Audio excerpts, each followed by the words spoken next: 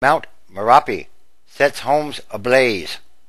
A deadly surge of blistering gases cascaded down the slopes of Indonesia's most volatile volcano on Friday, torching houses in one mountainside village. At least 48 people were killed in the latest inferno, and scores of others injured. Men with ash-covered faces streamed down Mount Merapi on motorcycles, followed by truckloads of women and crying children, following the massive eruption just before midnight Friday. Even staff at the mountain's main monitoring post were told to move further from the glowing crater. A hospital spokesman said 48 bodies were brought in after the inferno. May the Lord rest their souls. More than 65 others were injured, many of them critically. Soldiers helped clear the bodies from a hard-hit village located 9 miles from the crater, bringing them to the hospital morgue. It was not immediately clear why families living within Merapi's danger zone had not already been evacuated.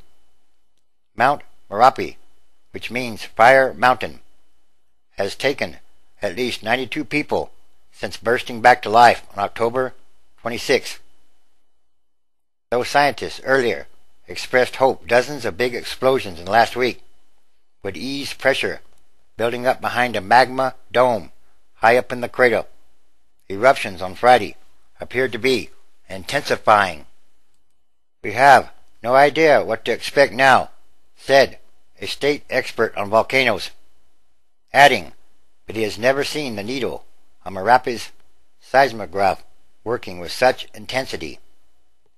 Huge, towering clouds of ash shot from the crater with a thunder-like roar on Thursday morning, sending soot 20,000 feet, 6,000 meters into the air, and dusting towns up to 150 miles, 250 kilometers away.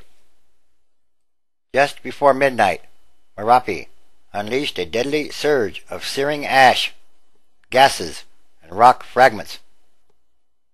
Known to experts as pyroclastic flows, such clouds race down the slopes at speeds of up to 60 miles per hour or 100 kilometers per hour.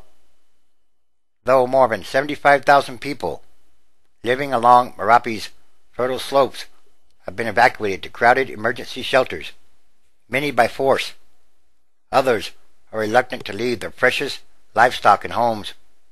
It is not clear how many people were in the village, 9 miles, 15 kilometers from the crater, when the heat cloud hit. Activity at the mountain has at times briefly forced airports in the area to close, and the Transportation Ministry said on Thursday that flight paths near the mountain had been shut down for safety reasons.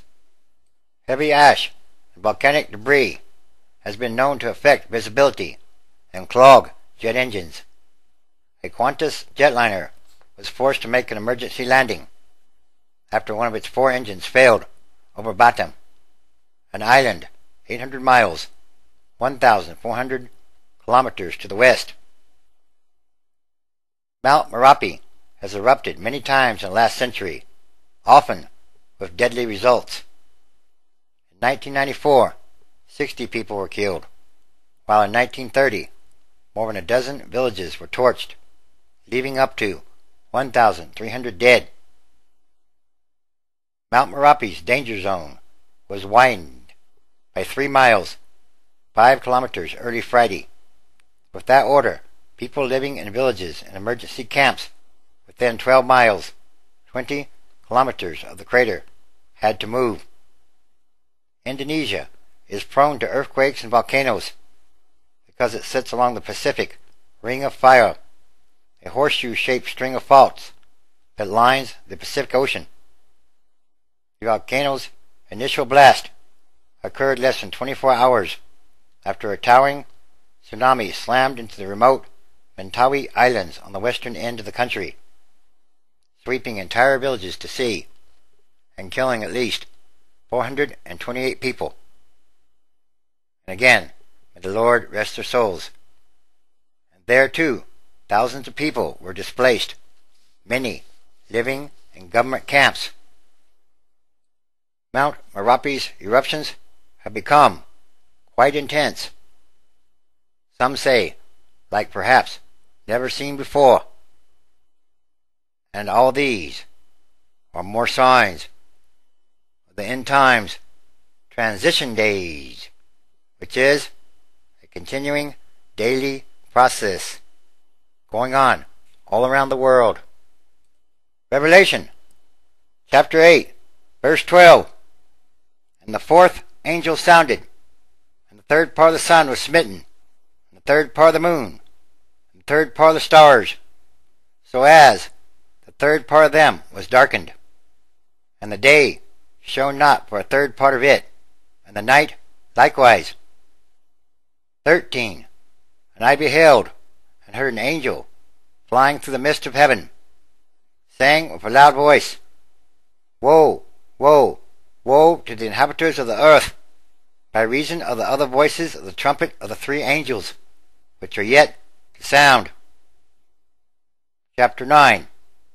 And the fifth angel sounded, and I saw a star fall from heaven unto the earth, and to him was given the key of the bottomless pit. 2.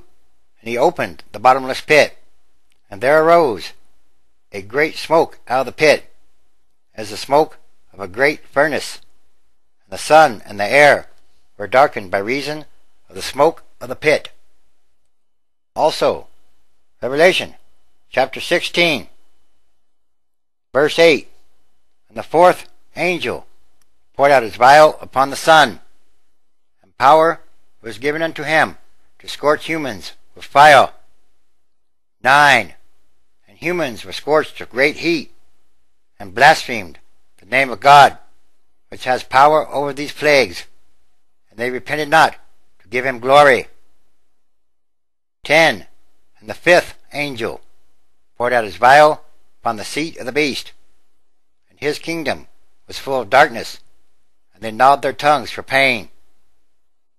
11. And blasphemed the God of heaven because of their pains and their sores, and repented not of their deeds. 12. And the sixth angel poured out his vial upon the great river Euphrates, and the water thereof was dried up, that the way of the kings of the east might be prepared. Luke chapter 21, verse 25. And there shall be signs in the sun, and in the moon, and in the stars, and upon the earth distress of nations with perplexity, the sea and the waves roaring. 26. Humans' hearts failing them for fear, and for looking after those things which are coming on the earth, for the powers of heaven shall be shaken. And all these are more signs happening all around the world.